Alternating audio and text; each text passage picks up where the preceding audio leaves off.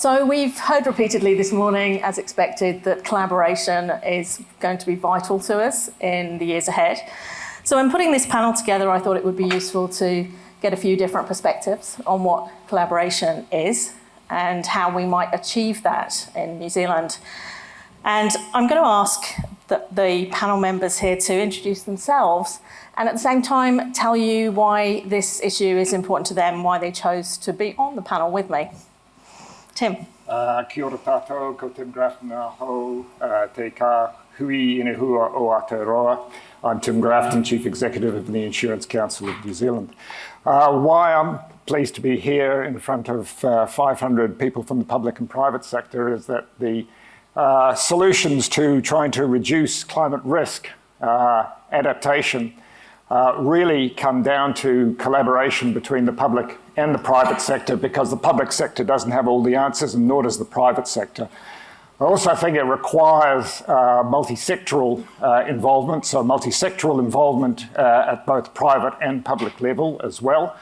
And also, this is a good topic to present to 500 people so that that conversation can live on.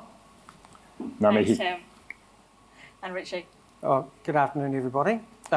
So I am Richie Hutton. I'm the manager of the Competition Investigations team at the Commerce Commission. Now, at the Commerce Commission, we're quite aware of the conversation that's happening internationally about how competition law might take into account the benefits that arise when competitors collaborate on climate change issues. Now, I would say that I think that issue is a bit more clear-cut here in New Zealand. And I'd also note that we haven't actually had many people raise this issue with us, but we do think it's an important issue and we want to engage with business on this topic.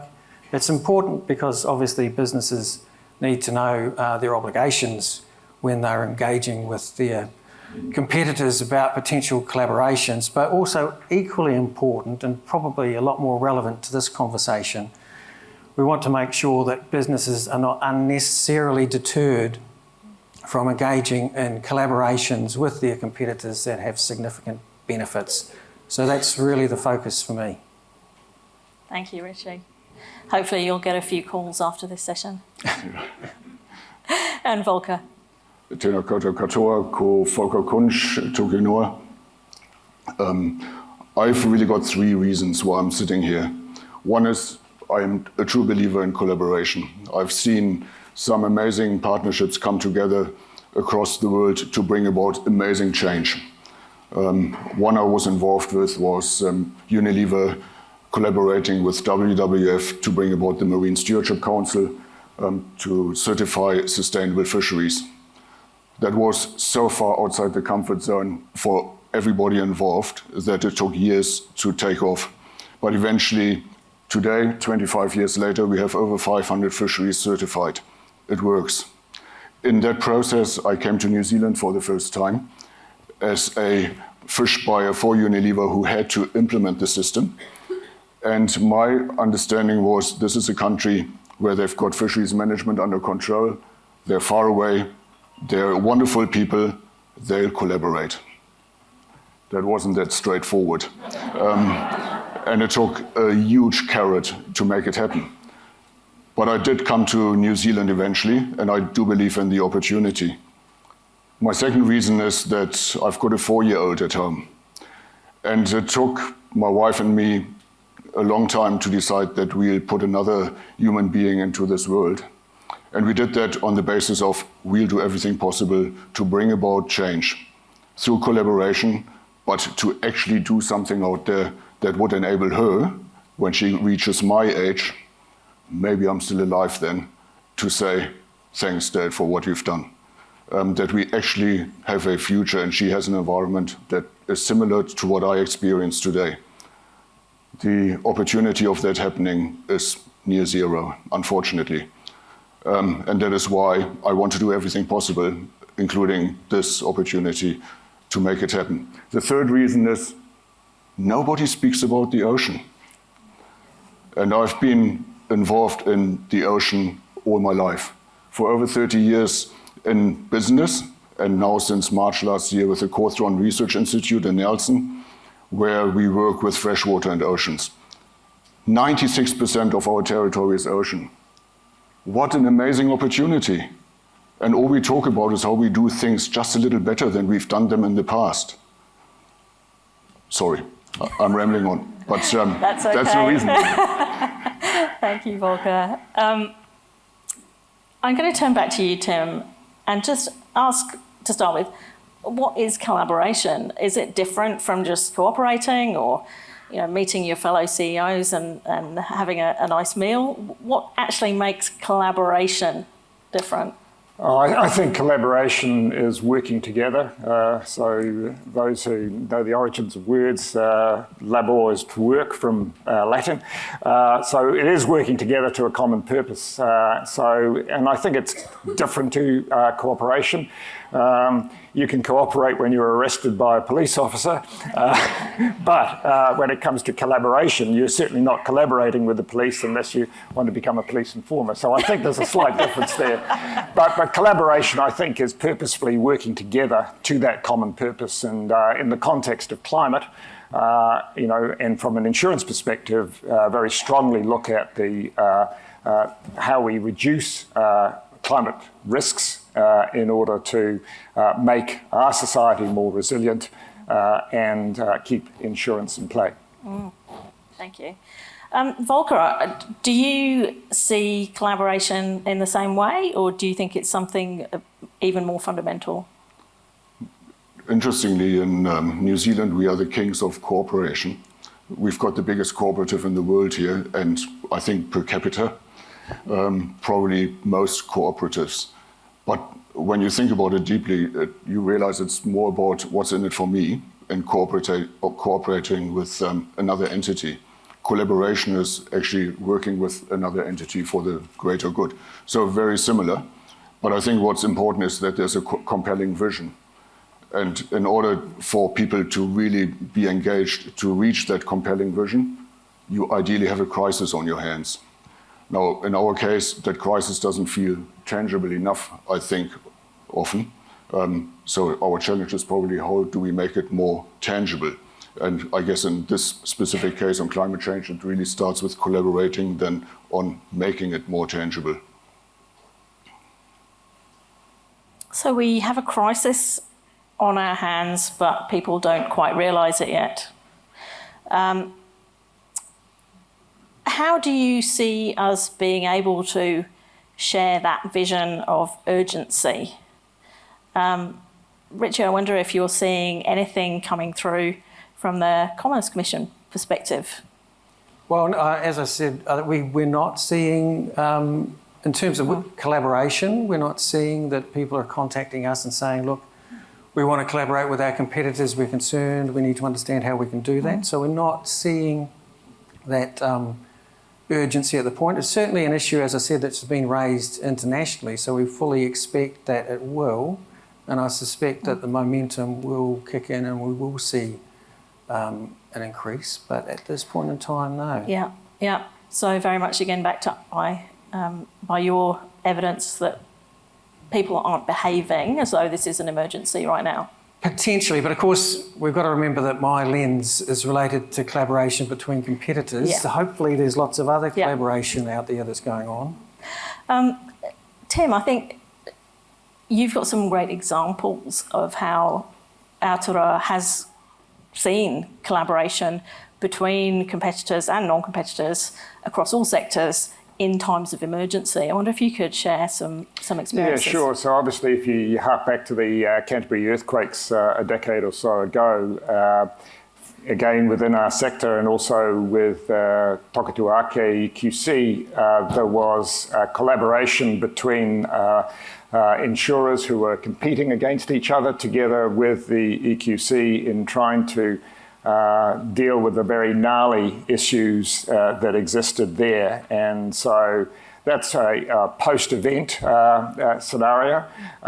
In terms of pre-event readiness, we've migrated from that so that we have insurers managing and settling claims on behalf of EQC. So we've we're anticipating another event in how we can reduce the burden on end customers in that context.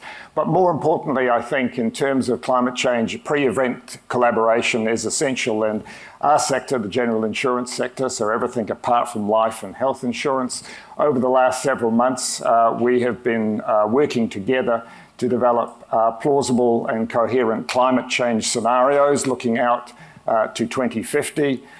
So that is developing, if you like, a common view of a landscape that could happen.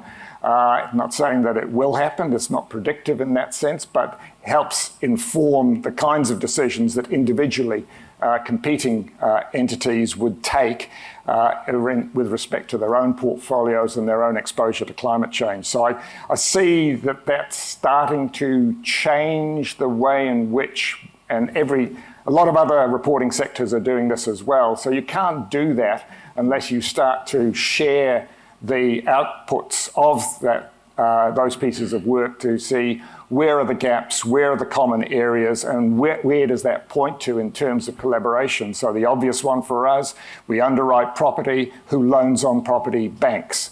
The two need to be working and collaborating a lot more closely together. Government wants to see property insured. We want to see risk reduced. So collaboration in that sense as well. So I think there's lots of opportunities in this space for that to grow. Yeah, thank you. Richie, how can the Commerce Commission and the competition law settings that we have in New Zealand actually help enable this kind of activity? Yeah, sure. So I would actually just start with talking about competition itself as a bit of a fundamental and say that, as you might expect I would, that competition plays a role here too. And so what we really think about here is the fact that competition drives businesses to innovate and change their product to meet consumer demand. And we know that consumers have preferences for businesses with sustainable models. And so this competition and innovation pushes us towards markets which meet our climate change objectives. And so that's an important point. And competition law, of course, plays a role in making sure that happens. And just an example of that is the European case relating to car emissions, where the car manufacturers collectively agreed that they would reduce emissions only to the extent required by law. And of course, not any further, even though there was technology that meant that they could. So that was collusion that reduced competition for green innovation between those car manufacturers. And so that's the sort of role competition and competition law can play. But the Commerce Act itself does recognise that collaboration is still important and can achieve benefits over and above competition. We have what we call an authorisation process, whereby if parties are considering engaging in collaboration with their competitors, they can apply to the Commission for authorisation, and we'll take into account the public benefits associated with the collaboration and determine whether they outweigh the competitive harm that might arise from a reduction in competition. And an example of us doing this is the Refrigeration Licensing Trust Board, where we took into account essentially the manufacturers of refrigerant gas wanted to only sell their gas to users who were licensed and trained. And we thought to ourselves, well, okay, the benefit here is that there will be less emissions, less release of refrigerant gas into the ozone. And so that is an example of where we authorised conduct and took into account those sort of public benefits relating to climate change. So there's certainly the potential for the Commission to take into account these sort of issues. And just one more aspect too in the Commerce Act, which is called, where we've got these things called collaborative activities, which obviously sounds very relevant. And that relates to the situation in which parties might engage in price fixing or market sharing. And this is a sort of conduct which is quite clearly anti-competitive, but it can actually be exempt where it is not for the dominant purpose of reducing competition between the parties, and it is reasonably necessary for the purpose of the collaboration. So again, just an example of the law saying, yes, collaboration has benefits. It's not just about competition. It should be allowed to happen. Now, that's a very quick canter through some key provisions in the Commerce Act. And obviously, the key point here is that if parties are thinking about this sort of stuff, they shouldn't be deterred just because of the Commerce Act. They really should think about engaging with us so that they can understand the implications of their conduct and whether there are ways that it can still be permissible. So I'd encourage people to contact us and talk to us. We can't provide legal advice, but we can certainly talk about issues. And just finally, we will be thinking about producing guidance on these points so that it would be beneficial for businesses. Right. Thank you, Richie. So the Commerce Act isn't necessarily the barrier that people might assume it is, and they should talk to you. That's great. Volker, I'd like to really move into that area about opportunities that you mentioned. What are some of the opportunities? Have you got any kind of actual, tangible, practical opportunities for collaboration to our benefit for climate? Sure. One is already existing. The Aotearoa Circle, for example, various work streams very much focus on restoring our natural capital, which is a public-private partnership and works very well. I think, I have a question here to Richie, really, in that regard. Fishing companies could work much better together to catch the quota that's available out there. You might need a single vessel to catch a certain species out of New Zealand waters, but because of each one having their vessel, they go out and actually operate it rather inefficiently. If they were to catch that quantity of fish altogether, but spread that across the year to have supplies throughout the year, that would possibly have an impact on price, but would be the most sustainable way of catching that fish. But before you answer, I think another opportunity is really what is done worldwide, Ocean Cluster, where you have those organizations, communities, research and government that are involved in a marine environment to collaborate for innovation, to improve. They are around Iceland, Canada, Norway, France, Spain, and New Zealand, with the fourth largest EEZ, exclusive economic zone, does not have an ocean cluster. The opportunity with a blue economy cluster is that it's a circular model. It's based on a healthy ecosystem, so it's ideally regenerative, and it creates value well beyond financial value only. That is one of my ambitions, to bring that to life, and have a meeting with David Parker, coincidentally, tomorrow to talk about that. But I think there we need to come out of our comfort zone and really bring about massive change, which I think can balance what we do on land much quicker. If you consider just a project, a tiny project between the Port of Nelson, 141, the forestry company funded by Westpac Government Sustainability Fund, and Cawthron as the science provider, to restore seagrass meadows. And most people have not heard of seagrass meadows. They make up 0.2% of the substrate of the oceans, the bottom of the oceans, 0.2%. But they capture 10% of the carbon that is held within the oceans. And the oceans, if the oceans hold that much carbon, the rest of the planet holds next to nothing, really. The oceans are the carbon capture. So restoring seagrass meadows is an amazing opportunity. And we have one project now where parties that are unlike an unlikely coalition are actually working together to fund it, to bring that to life. We need much more of that, but it is coming out of our comfort zone. That's where the magic happens. Fantastic, yeah, thank you, magic. I was actually thinking just before lunch, when the topic of degrowth came up, that's one of those topics that very often, if we think about it as an individual or as an individual organisation, it seems undoable. It seems like in order to achieve degrowth, we would have to end up with less.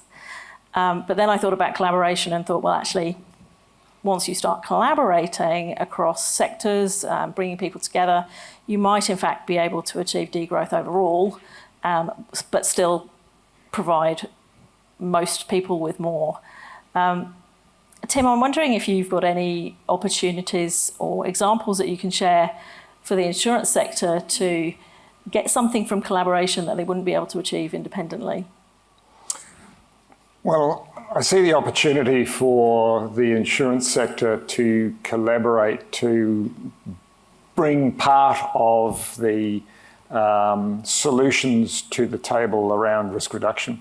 So where insurers can pool data around losses, say from extreme weather events, and help inform decisions by looking at, triggers around the availability of insurance, the cost of future insurance, and help inform decisions around adaptation risk reduction measures. I think that's a really important space. If we are considering in any areas managed retreat, then what role can insurers play in terms of supporting that transition? I think that's another area that's ripe for collaboration. And, where potentially, and I, just speculate here, where potentially it will be increasingly difficult to keep insurance priced at an affordable level for people, that then suggests a need for risk reduction.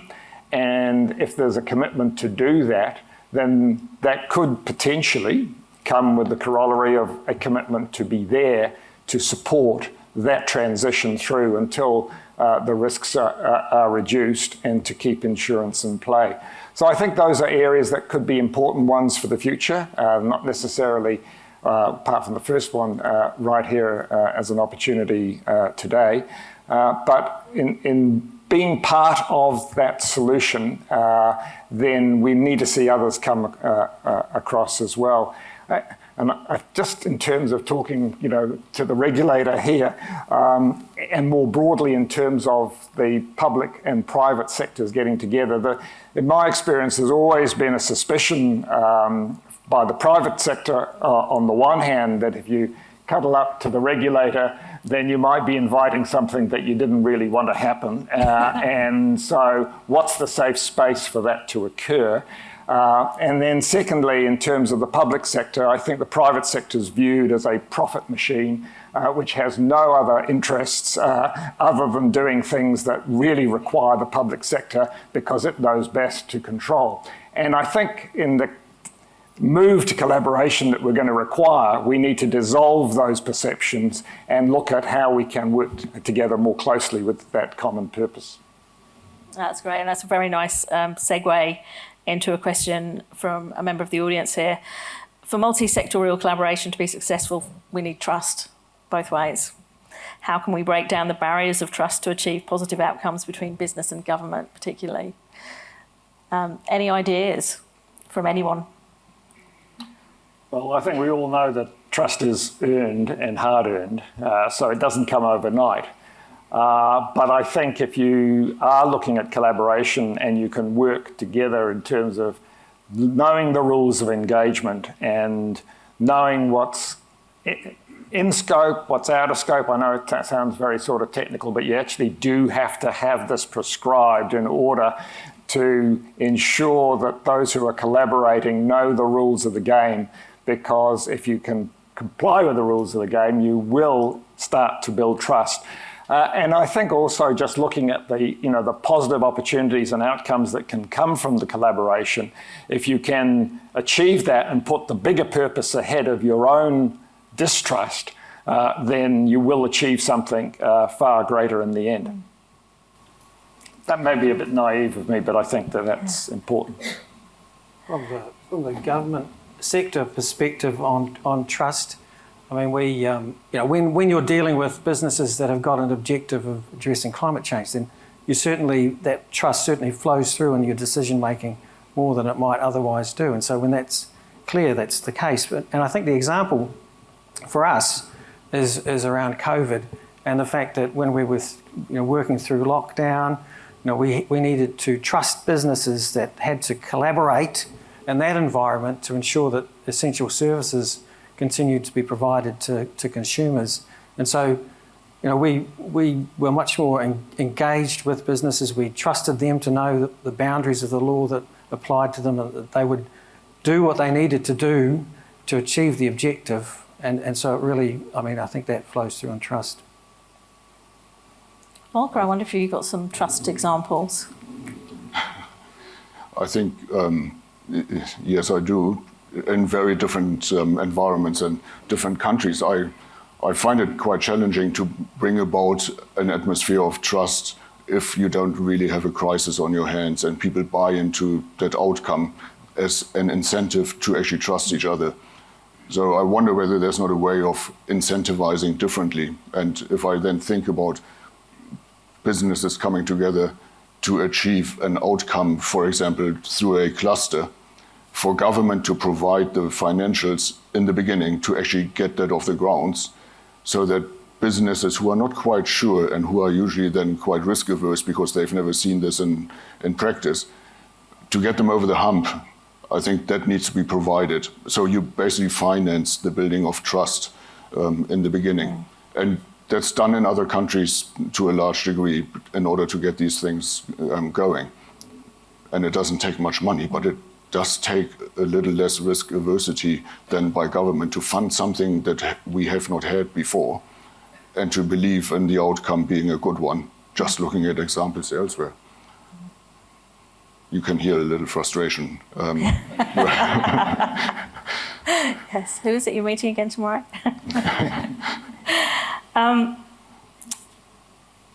Richie, there's a question here from the audience that is putting you on the spot. How do we collaborate for good when competitors working together on customer offerings is explicitly restricted under the Commerce Act?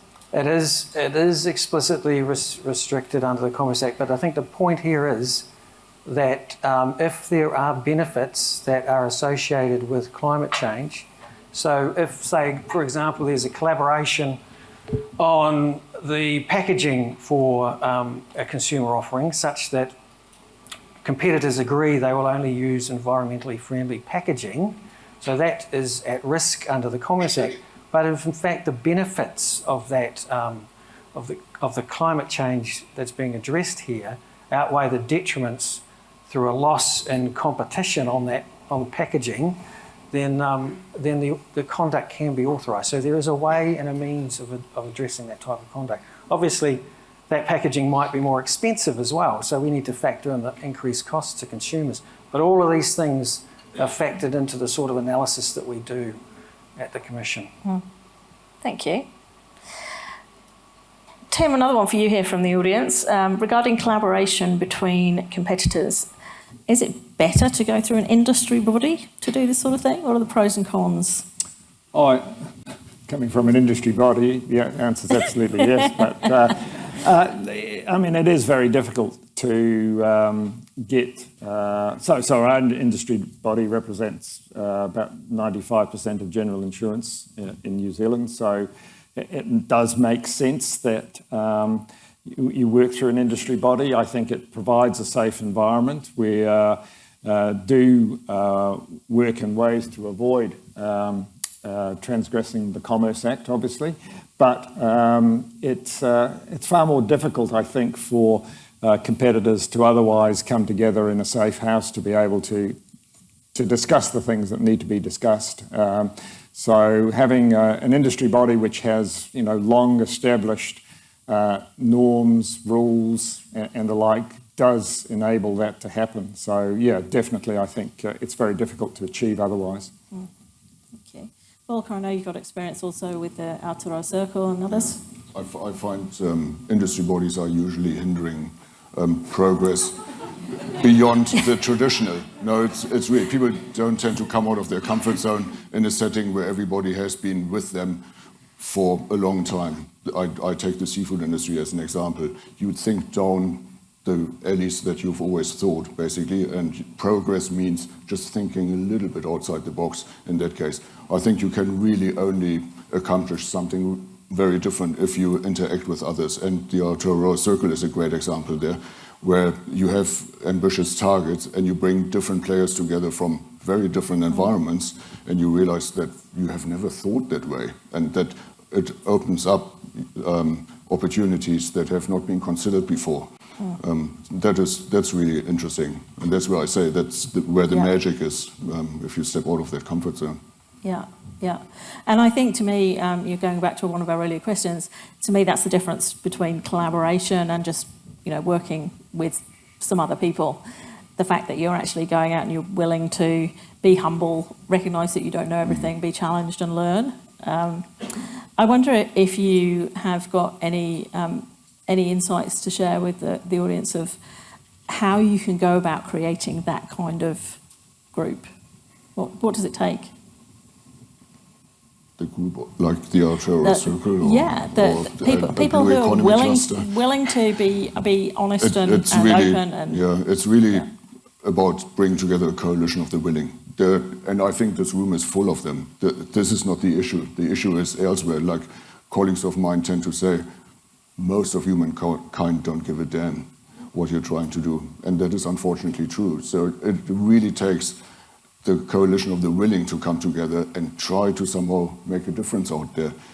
And that against a background where we all understand that this is actually to the benefit of all of us too. So when I said in the beginning, it's a cooperative environment is about me and the benefit for me. In collaboration, in the end, there should also be something in it for me, but as part of a bigger entity. And I think that thinking is a sign of maturity when businesses come together realizing we can't really progress down this alley, or when the next generation demands that you change. I've just been to Europe and spent a long weekend, amongst others, in Berlin at 35 degrees. When you are in those circumstances, you realize there's a need for change. And then you come back to New Zealand and you think, well, summer isn't here yet. Let's see what summer brings. But then living in Nelson, we just had an event there that was tremendous. A 1 in 100 year event where the Maitai River through Nelson flew at twice the volume that they had anticipated for a 1 in 100 year event. That was quite devastating.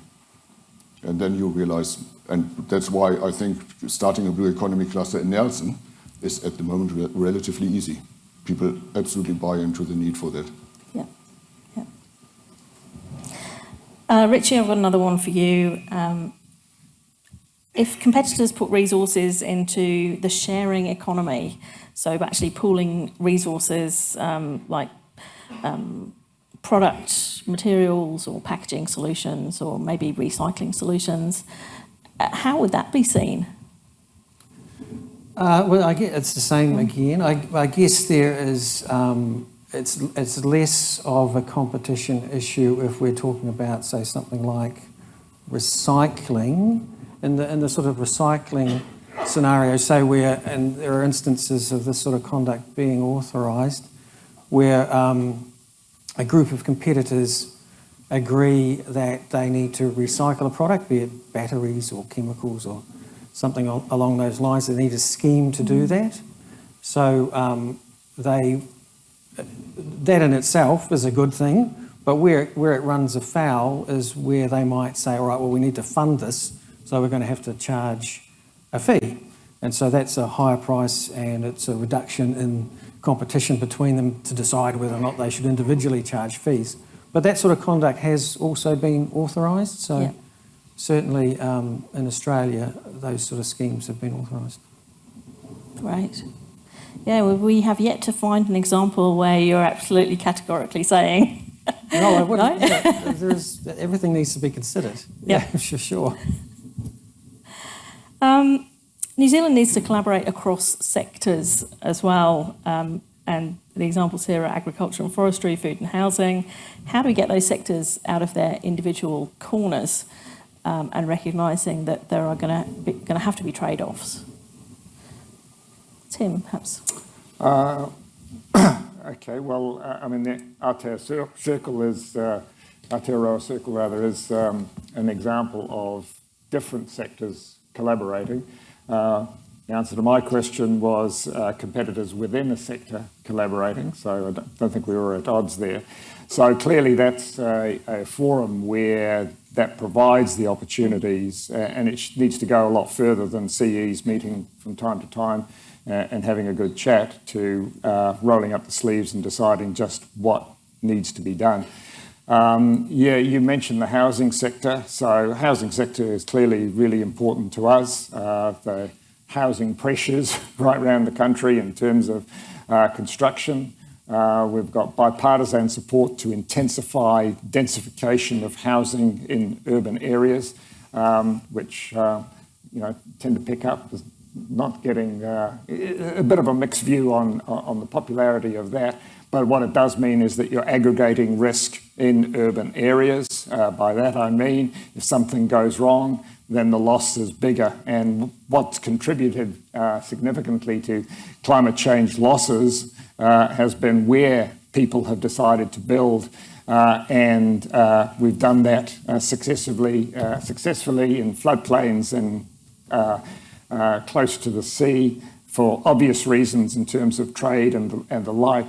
But what we've done is intensified that, and we are intensifying it more in order to be able to house people. So we really do need to be thinking smartly how we build in terms of that level of sustainability, not just in terms of the construction, but how we build in terms of reducing risk. So I can see obvious synergies between our sector, the banking sector that bankrolls that construction, and the government sector.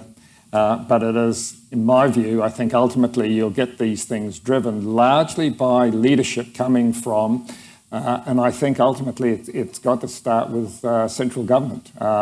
It is the body that makes the rules. It is the body that sanctions engagement. It is the body that potentially is a source of funding or an enabler of funding from the private sector to invest in climate risk reduction measures. So, I've heard it said that we want to work with the insurance sector. We want to work with the government too, but I think it requires a few more sectors to be bound together and brought together by, I would argue, central government in terms of defining what is it that we want to be looking at from our sector's point of view, but that affects everybody else in terms of where they're housed and how they're housed, and how that is supported financially.